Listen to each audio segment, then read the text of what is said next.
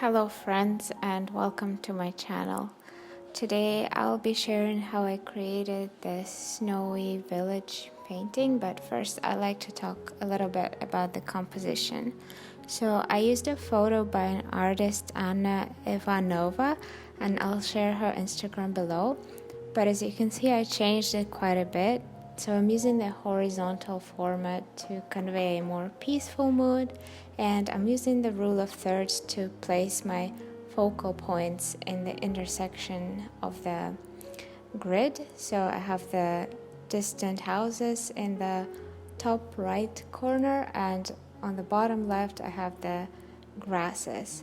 And I'm also using an S-shape composition, so it means that the viewer's gaze will follow along this S line and arrive at the focal point, which is the distant houses. So I'm starting the sky wash. I'm leaving some of the whites of the roof,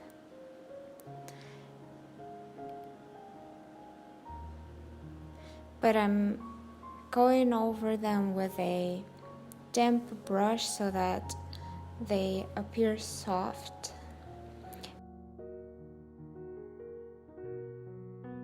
And I flip the sheet so that I have some gradient. I'm using the gravity force to create this gradient in the sky. And now adding some distant trees, just using indigo and burnt umber. I want them to remain soft, that's why I'm adding them while the sky wash is still wet. And just adding some darker trees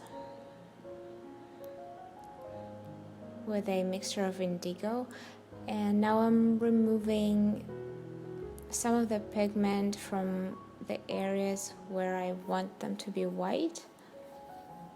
So from the roofs and the snow patches. And adding a little bit more of the trees in the background behind the roofs. So adding the darker trees will make the roofs appear more white.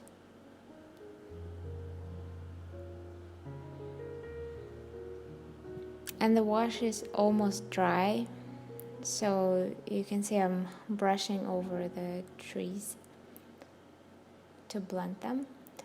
And now moving on to the foreground.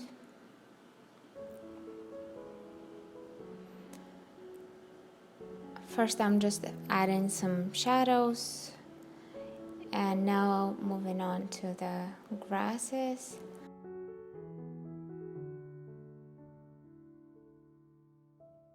I keep them soft for now, so I'm adding them while the paper is still wet. And I'm keeping in mind that S shape that I want to create. So trying to add these grass patches to make that S shape form.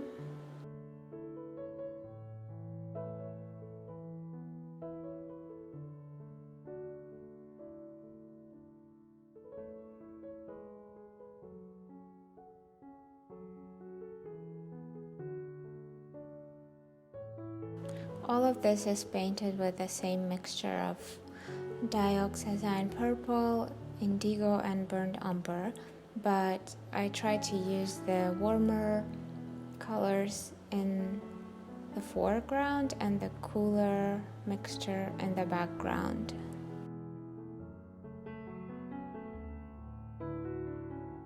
Now I'm adding darks to the houses in the back, and you'll see me use two brushes.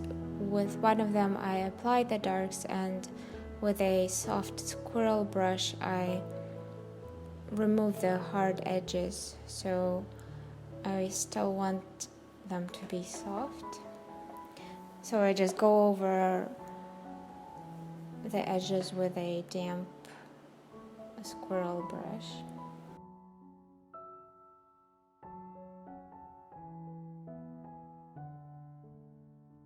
Now I wet the background a little bit to add more darkness behind the roofs to make them pop a little more. And adding some accents there, like the tree, because we want some hard edges and contrasts in the focal point in the area of interest. So we want our darkest darks and lightest lights in that area, and also some hard edges. So now I'm moving on to another area of interest, which is the grasses on the left.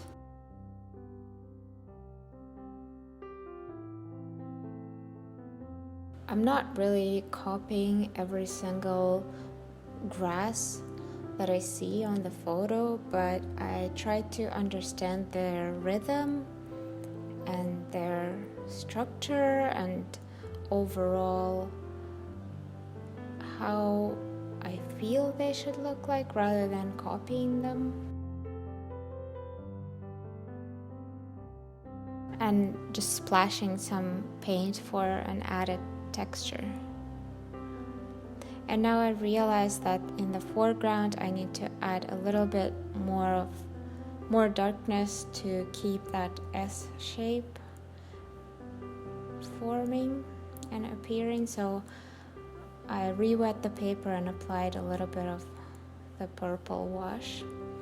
And this is the finished painting. I hope you enjoyed the process. Please like and comment, and thank you for watching.